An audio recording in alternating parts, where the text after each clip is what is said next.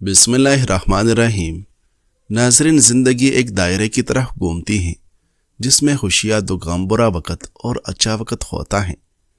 اگر خدا نہ خواستہ آپ برے وقت سے گزر رہے ہیں تو یقین رکھیں آپ کا اگلا وقت اچھا ہوگا۔ امام ابو حنیفہ رحمہ اللہ کے زمانے میں ایک مرتبہ ایک گھر میں چوری ہوئی اور چور اسی محلے کے تھے۔ چوروں نے گھر والے کو پکڑا اور زبردستی حلف لیا کہ اگر تو کسی کو ہمارے فتافت لائے گا تو تیری بیوی پر طلاق۔ اس بیچارے نے مجبوراً طلاق کا حلف لے لیا اور وہ چور اس کا سارا سامان لے کر چلے گی۔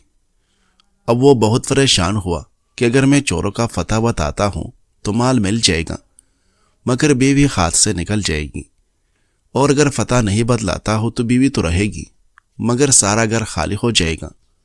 تو مال اور بیوی کا مقابلہ ہو گئے، یا مال رکھے یا بیوی رکھے۔ کسی سے کہہ بھی نہیں سکتا تھا کیونکہ وہ عہد وعدہ کر چکا تھا، پھر طلاق واقع ہو جاتا۔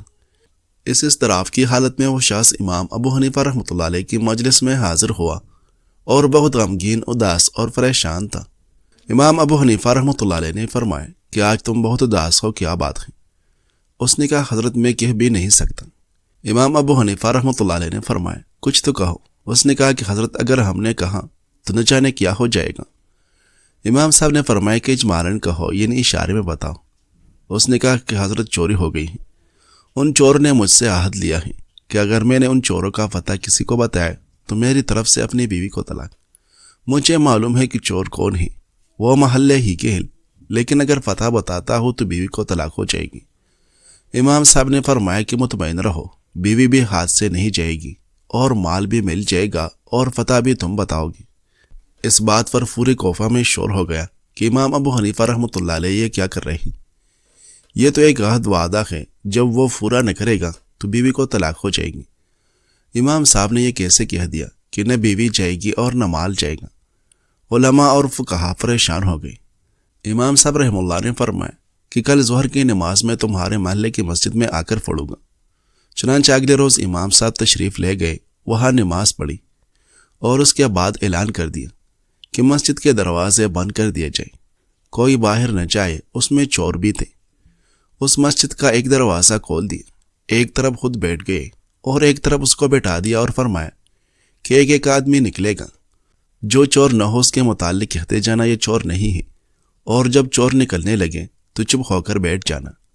چنانچہ جو چور نہیں ہوتے تھے ان کے متعلق کہتا جاتا تھا کہ یہ بھی چور نہیں ہے، یہ بھی چور نہیں ہے، اور جب چور نکلنے لگتا تو خاموش ہو کر بیٹھ جاتا۔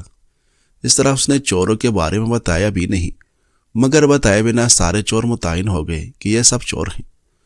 چور بھی پکڑے گئے، مال بھی مل گیا اور بیوی بھی ہاتھ سے نہیں گئی۔ یہ تدبیر کی بات تھی۔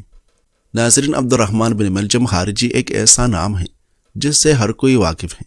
یہ وہی شخص ہے جس نے خلیفہ راشد جنت کی بشارت پانے والے رسول اللہ صلی اللہ علیہ وسلم کے ابن عم اور داماد سیدنا علی بن طالب رضی اللہ عنہ کو شہید کیا تھا۔ بہت سے لوگ یہ سمجھتے ہیں کہ ابن ملجم شاید کوئی فاسق و فاجر شخص تھا یا اسلام کو مٹانے کے لیے دشمنوں کا بھیجا ہوا کوئی ایجنٹ تھا، لیکن حقیقت اس کے برعکس اور کافی چونکا دینے والی ہے۔ ابتدائی طور پر عبد الرحمن بن ملجم اپنی کثرت عبادت اور زہد و تقوی کے لیے مشہور تھا۔ اس کے پیشانی پر سجدوں کے نشانات تھے اور وہ قاری قرآن تھا۔ اس نے جلیل القدر صحابی معاذ بن جبل رضی اللہ عنہ سے قرآن سیکھا تھا۔ سیدنا عمر بن خطاب رضی اللہ عنہ کے دور خلافت میں جب فاتح مصر عمرو بن العاص رضی اللہ عنہ نے امیر المؤمنین سے درخواست کی کہ انہیں کسی ایسے شخص کی ضرورت ہے جو اہل مصر کو قرآن پڑھائے، تو عمر فاروق رضی اللہ عنہ نے جواب میں لکھا، میں تمہاری طرف سے ایک ایسے شخص کو بھیج رہا ہوں جو اہل قرآن میں سے ہے، جس کا نام عبد الرحمن بن ملجم ہے۔ میں نے اسے اپنی ذات پر تمہارے لیے ترجیح دی ہے، یعنی مجھے خود اس کی ضرورت تھی مگر تمہاری خاطر بھیج رہا ہوں۔ جب وہ تمہارے پاس پہنچ جائے تو اسے ایک گھر دینا جہاں وہ لوگوں کو قرآن پڑھائے اور اس کا اکرام کرنا۔ بعد ازاں ابن ملجم کوفہ میں سیدنا علی رضی اللہ عنہ کے حامیوں میں شامل رہا اور ان کے ساتھ جنگ صفین میں بھی شریک ہوا۔ اتنے عبادت اور قرآن سے وابستگی کے باوجود جب دلوں میں فتنہ گھر کر جائے تو وہ فہم کو بگاڑ دیتا ہے۔ ابن ملجم کی سوچ منحرف ہو گئی اور اس نے امیر المؤمنین علی بن ابی طالب رضی اللہ عنہ کا خون بہانا حلال سمجھ لیا۔ اس نے آپ رضی اللہ عنہ پر اس وقت وار کیا جب وہ نماز کے لیے نکل رہے تھے۔ اور اس بدبخت کی زبان پر قرآن کی یہ آیت تھی، وَمِنَ النَّاسِ مَن يَشْرِي نَفْسَهُ ابْتِغَاءَ مَرْضَاتِ اللَّهِ وَاللَّهُ رَءُوفٌ بِالْعِبَادِ، اور لوگوں میں کوئی ایسا بھی ہے جو اللہ کی رضا جوئی کے لیے اپنی جان بیچ ڈالتا ہے، اور اللہ بندوں پر بہت مہربان ہے۔ اس کی کثرت عبادت اور تلاوت قرآن اس کے کسی کام نہ آئی، اور اس کا خاتمہ بدترین انجام پر ہوا۔ نبی کریم صلی اللہ علیہ وسلم نے پہلے ہی پیشن گوئی فرما دی تھی، پہلوں میں سب سے بدبخت وہ تھا جس نے صالح علیہ السلام کی اونٹنی کی کونچیں کاٹی، اور پچھلوں میں سب سے بدبخت وہ ہوگا جو اے علی تمہیں یہ وار کر کے زخمی کرے گا۔ آپ صلی اللہ علیہ وسلم نے سر کے اس حصے کی طرف اشارہ فرمایا جہاں سے داڑھی خون آلود ہونی تھی۔ جب ابن ملجم کو قصاص یعنی سزائے موت کے لیے لے جائے گا تو اس نے جلاد سے کہا، مجھے ایک دم قتل نہ کرنا بلکہ میرے اعضاء ایک ایک کر کے کاٹنا تاکہ میں انہیں اللہ کی راہ میں تڑپتا ہوا دیکھ سکوں۔ یہاں فتنے کی سنگینی واضح ہوتی ہے کہ جب انسان کے لیے باطل کو اتنا مزین کر دیا جائے کہ وہ اسے اللہ کا قرب حاصل کرنے کا ذریعہ سمجھنے لگے۔ سیدنا حذیفہ بن یمان رضی اللہ عنہ نے فرمایا تھا، اگر تم میں سے کوئی یہ جاننا چاہے کہ وہ فتنے کا شکار ہوا ہے یا نہیں تو وہ دیکھے اگر وہ ایسی چیز کو حلال سمجھنے لگا ہے جسے پہلے حرام سمجھتا تھا، یا حرام کو حلال سمجھنے لگا ہے، تو یقیناً وہ فتنے میں مبتلا ہو چکا ہے۔ ناظرین، قاضی عمر بن ابی لیلہ اپنے دور قضاء کا ایک حیرت انگیز واقعہ بیان کرتے ہوئے کہتے ہیں کہ ایک دن میں اپنی مجلس قضاء میں بیٹھا ہوا تھا، میرے پاس ایک بڑھیا اور ایک جوان عورت آئی۔ بڑھیا تو آتے ہی بولنے لگی، پھر وہ لڑکی بولی کہ اللہ تعالیٰ قاضی کو نیکی عطا فرمائے، اسے کہیے کہ یہ چپ ہو جائے، میں اپنی اور اس کی بات کروں گی، اگر میں کہیں بھی غلطی کروں تو یہ بڑھیا مجھے ٹوک دے۔ قاضی نے بڑھیا کو خاموش کرائے۔ پھر وہ لڑکی کہنے لگی کہ یہ بڑھیا عورت میری پھوپھی ہے، میرے والد مجھے ان کی نگرانی میں چھوڑ کر وفات پا گئے تھے، تو اس نے میری تربیت کی اور اچھی تربیت کی۔ جب میں جوان ہو گئی تو اس نے مجھ سے پوچھا کہ شادی کے بارے میں تمہارا کیا خیال ہے، تو میں نے کہا کہ مجھے کوئی اعتراض نہیں، اور اس طرح ہر لڑکی کے ساتھ ہوتا ہے۔ تو اس نے میری شادی ایک زرگر یعنی سنار سے کر دی۔ وہ سنار اور میں گویا دونوں پھول تھے۔ وہ سمجھتا تھا کہ اللہ تعالیٰ نے میرے علاوہ کوئی اور نہیں بنائی، اور میں بھی یہ سمجھتی تھی کہ ان کے علاوہ اللہ نے کوئی فائدہ نہیں کیا۔ وہ روزانہ بازار جاتا اور کما کر شام کو گھر لوٹ آتا۔ میری پھوپھی نے جب ہم دونوں میں ایک دوسرے سے اتنا لگاؤ دیکھا تو حسد میں مبتلا ہو گئی۔ ایک دن اس نے اپنے بیٹی کو خوب بناؤ سنگار کیا اور میرے شوہر کے آنے کے وقت اسے میرے پاس بھیجا۔ تو میرے شوہر کی جب اس پر نظر پڑی تو اس نے میری پھوپھی سے اس کا رشتہ مانگا۔ اس نے کہا کہ ایک شرط ہے، وہ یہ کہ تو اپنی بیوی یعنی تیرا کام کا معاملہ میرے ہاتھ میں دے دے۔ میرے شوہر نے کہا کہ میں اس کا معاملہ تیرے سپرد کر دوں۔ تو پھوپھی نے کہا کہ میں اسے 3 طلاق دے دی ہے۔ اس کے بعد پھوپھی نے اپنے بیٹی کے نکاح اس زرگر کے ساتھ کر دی، اور اس کے ساتھ بھی اس طرح رہنے لگے، صبح جاتا اور شام کو لوٹ آتا۔ جب میری عدت گزری تو میں نے اس سے کہا، پھوپھی جان، اگر آپ اجازت دیں تو میں آپ کا گھر چھوڑ کر کہیں اور منتقل ہو جاؤں۔ تو اس نے کہا ٹھیک ہے، تو میں دوسری جگہ منتقل ہوگی۔ میری پھوپھی کا شوہر کافی عرصے سے غائب تھا۔ جب وہ واپس آیا تو اس نے میرا بھی پوچھا کہ بھتیجی کہاں ہے۔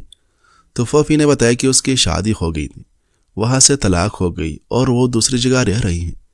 تو اس نے کہا کہ اس پر جو مصیبت گزری ہے ہمیں اس کی تسلی کے لیے جانا چاہیے۔ مجھے اس کے آنے کی اطلاع ملی تو میں نے خوب بنا سنگار کیا اور اس کے سامنے آئی۔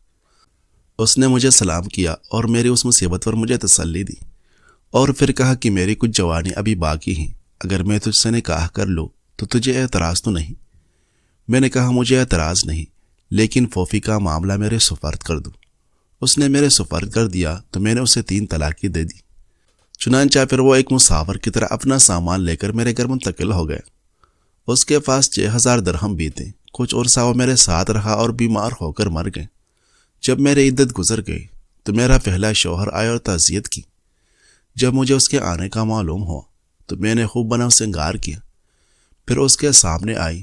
اس نے مجھے کہا کہ اے فلانی، تجھے معلوم ہے کہ مجھے دنیا میں تو سب سے زیادہ محبوب اور عزیز تھی، اور اب تو رجوع کرنا بھی ہمارے لیے حلال ہو گیا ہے، تمہارے کیا رائے ہے؟ تو میں نے کہا کہ مجھے کوئی اعتراض نہیں، مگر میرے پھوپھی کی بیٹی کے یعنی تمہاری بیوی کا معاملہ میرے ہاتھ میں دے دو۔ تو اس نے اس کا معاملہ میرے ہاتھ میں دے دیا تو میں نے اسے 3 طلاقیں دے دی۔ یہ سن کر بڑھیا اچھل پڑی اور فوراً بولی، اللہ تعالیٰ قاضی کو نیکی عطا فرمائے، میں نے تو اس کے ساتھ ایسا ایک ہی بار کیا تھا جبکہ اس نے 2 بار کیا ہے۔